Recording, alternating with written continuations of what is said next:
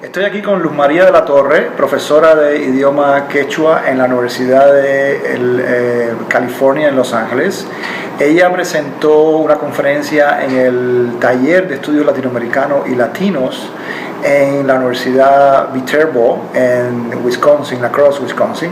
Y aquí hemos estado conversando sobre el tema de las comunidades indígenas en el Ecuador, pero quizás sea mejor que ella nos cuente de qué habló hoy en la conferencia.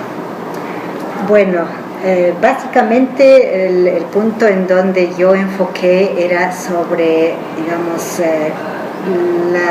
el desarrollo que las comunidades indígenas andinas en general, pero particularmente las ecuatorianas, han tenido en estos últimos años. Cómo desde ese espacio oculto, de ese espacio menospreciado, de ese espacio que realmente estaba olvidado, se han convertido en actores sociales, actores políticos, actores culturales, actores económicos en este nuevo siglo y pues que viene desde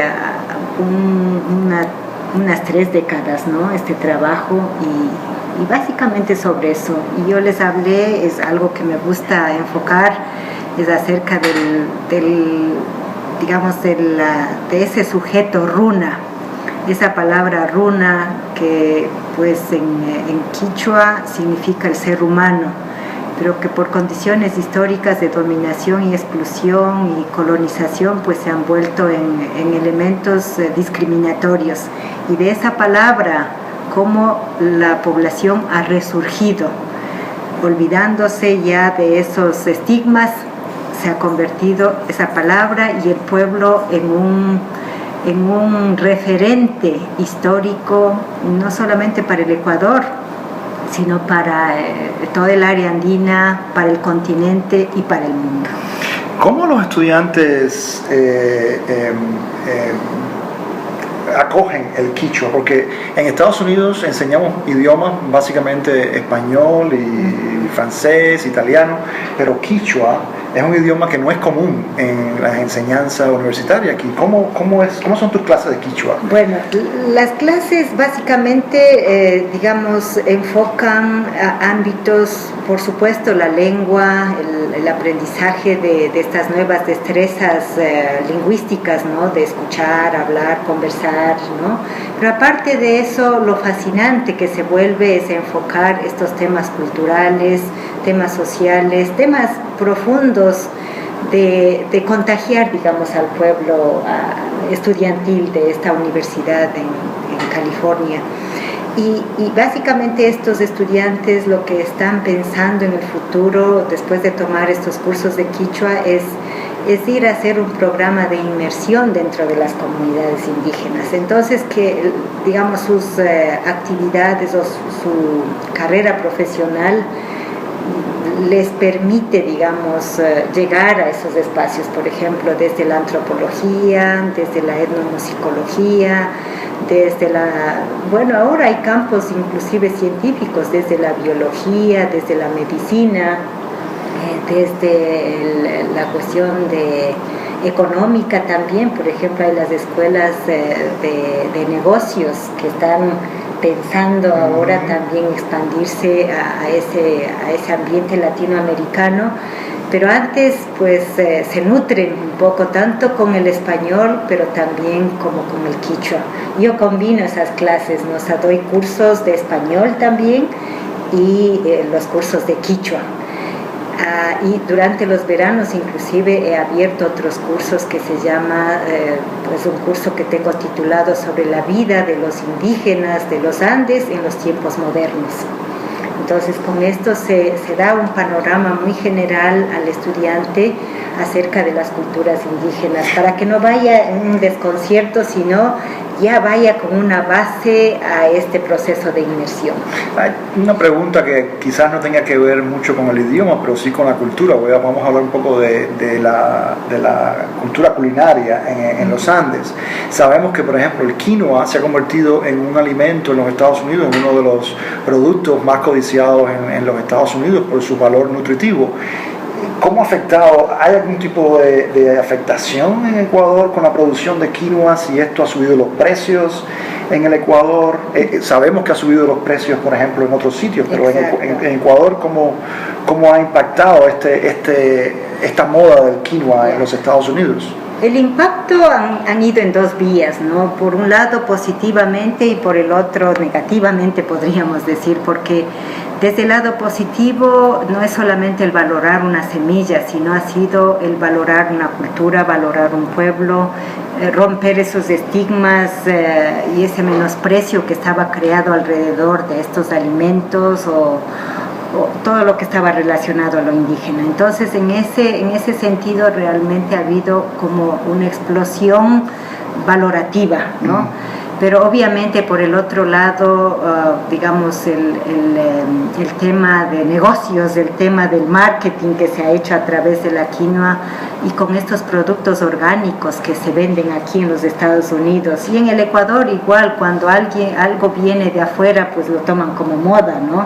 Si antes era despreciado, ahora es un alimento deseado, siempre y cuando está, digamos, con todo el elemento de marketing, ¿no? Puesto en cajas bonitas, puesto marcas internacionales, compran hasta muy caro, ¿no?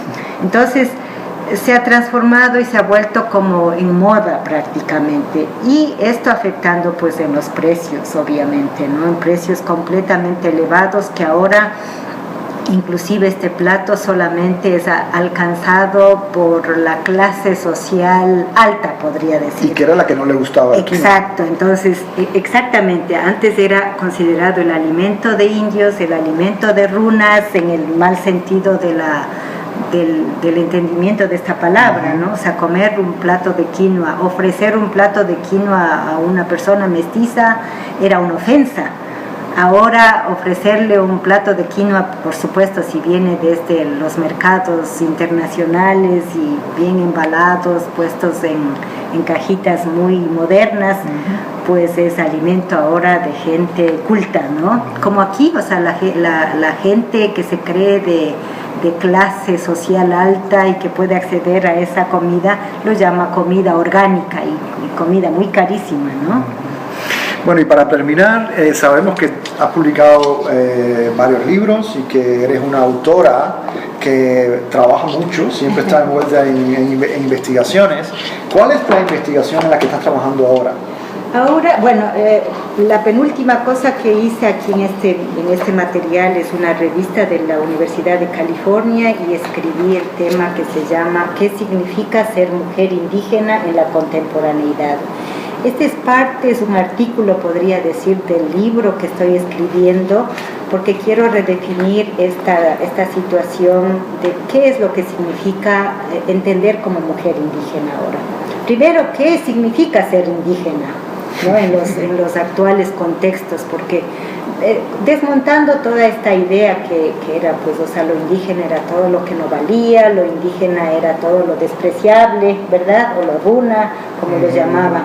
Entonces ahora hay una recategorización, una resemantización de esta palabra, pero no solo de la palabra, sino de ese actor, de ese nuevo personaje que sale con su voz propia, que sale con sus, digamos, con sus aportes, sus contribuciones de pensamiento, de cultura, sus nuevos paradigmas que están al servicio de muchos elementos en la sociedad. Por ejemplo, la política mismo se ha servido mucho de estos nuevos elementos. Por ejemplo, nuestro país y en los Andes, tanto Ecuador como Bolivia, en sus constituciones tienen pues ahora este elemento que proviene del quichua, que es el summa causa, como una nueva política de reconocer los derechos colectivos, pero más allá de eso, digamos, es plantear un nuevo paradigma que permita entender